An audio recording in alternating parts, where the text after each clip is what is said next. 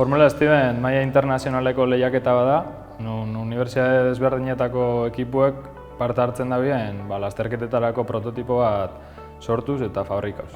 Eta hemen Mondragon Unibertsitatean hasieratik garbi eukigen gure gela ekipo multidisziplinar bat lortzia, kampus ezberdinetako ikasliekin, proiektu honetako konplexutasuna aurre egin ahal izateko.